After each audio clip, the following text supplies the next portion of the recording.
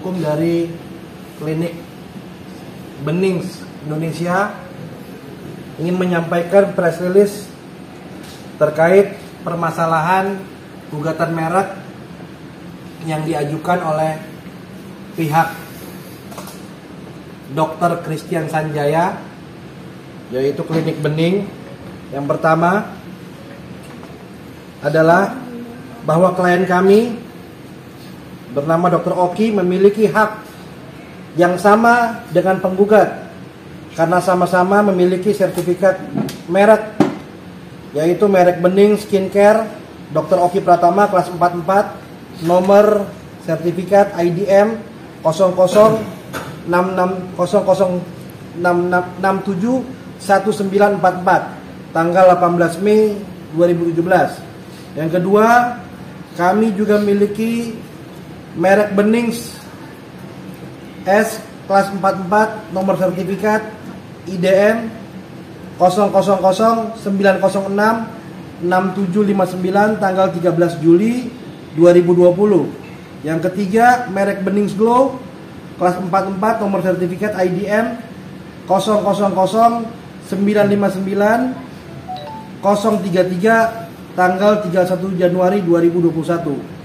Sedangkan pihak penggugat, yaitu Dr. Christian Sanjaya, hanya memiliki sertifikat merek Bening kelas 44 dengan sertifikat IDM 003260069. Bahwa dalam hal ini klien kami merasa dirugikan dan dicemarkan nama baiknya dengan statement di media sosial, media online oleh penggugat Dr. Christian Sanjaya. Dan saat ini kami sedang mempelajari dengan tim untuk melakukan langkah-langkah hukum baik pidana maupun perdata.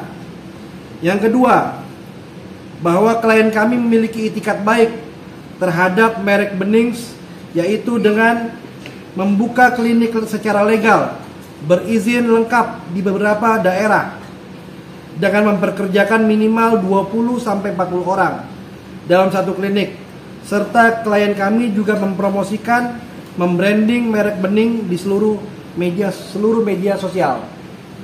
Yang keempat, terkait masalah sengketa merek ini, kami telah melakukan upaya damai. Yang seperti yang disampaikan oleh pihak sana, bahwa kami tidak melakukan upaya damai, yaitu komisaris kami Bening Indonesia, yaitu Bapak Irfandi, telah berkomunikasi langsung dengan penggugat, dengan Dr. Christian Sanjaya, melalui pembicaraan demi pembicaraan. Akhirnya ada sepakat damai bahwa merek Bening dan merek Bening Skincare Dr. Oki Pratama akan berjalan bersama-sama tanpa saling ganggu. Namun kesepakatan itu batal karena penggugat meminta sejumlah dana yang sangat fantastis nilainya. Jadi dari sini, siapa yang tidak memiliki itikat baik? Terakhir, demikian press release dari Bening Indonesia, dan harapan kami, mari kita sama-sama menghormati proses hukum yang sedang berjalan, yang sesaat lagi akan ada putusannya. Demikian yang bisa saya sampaikan dari press release yang disampaikan oleh Dr. Oki pertama melalui kami kuasa hukum.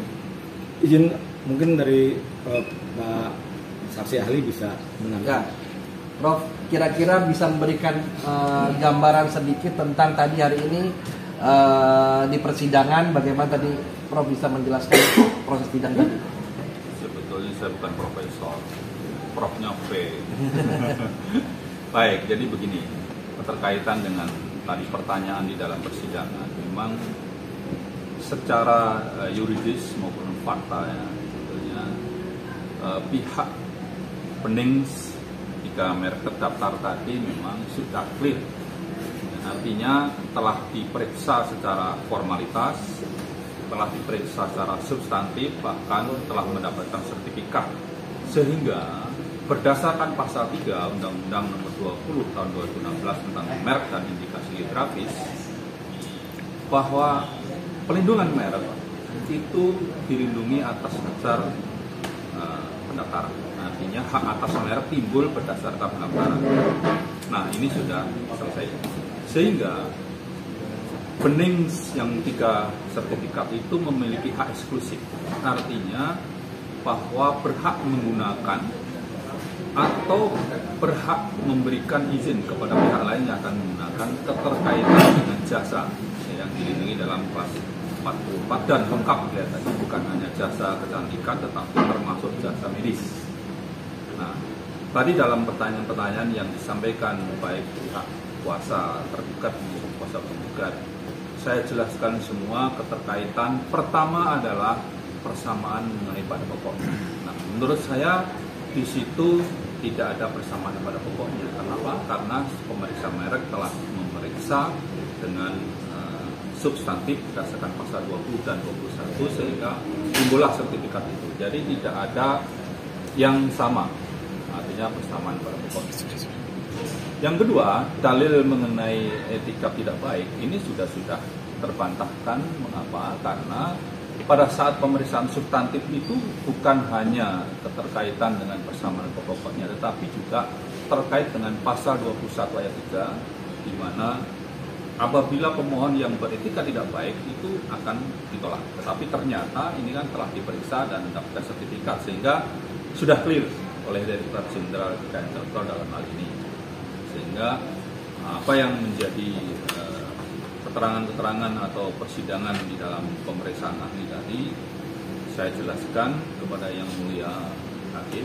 Nanti permasalahan ini memang diputuskan dalam waktu yang tidak lama dan menurut saya minimal NO ya, minimal. Jadi syukur-syukur menang. Jadi itu harapan dari kami. Namun demikian memang keterangan ahli itu tidak boleh memihak.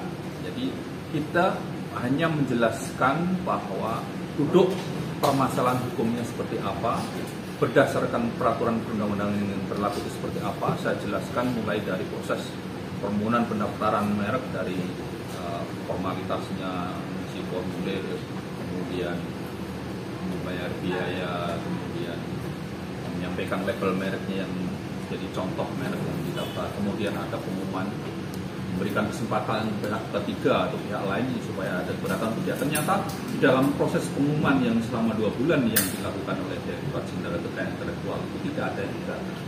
Nah, sehingga pemeriksa merek langsung memeriksa secara substantif dan akhirnya tidak ada yang sama dan clear semua, sehingga timbul sertifikat yang 3 ini milik Benings Indonesia ya. Ini dapat saya tunjukkan.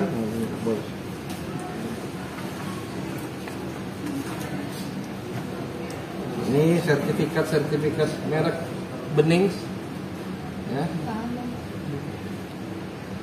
3 sertifikat merek Benings ini dikeluarkan oleh DJKI yang di mana DJKI ini di bawah Kementerian Hukum dan HAM. Artinya merek kami dinyatakan sah dan terdaftar. Artinya tadi dijelaskan oleh Prof. Adi juga bahwa ketika ada masa diumumkan tidak ada keberatan. Bahkan kami dari tahun 2017 dengan ekspansi yang luar biasa membuka klinik-klinik dan baru sampai saat ini akhirnya adanya gugatan. Tapi ya kami akan tetap sebagai warga negara hukum yang baik, kami ikuti proses hukum, kami menghormati ya nanti bagaimana nanti putusan hakim, kami berkeyakinan bahwa putusannya akan baik kepada kami.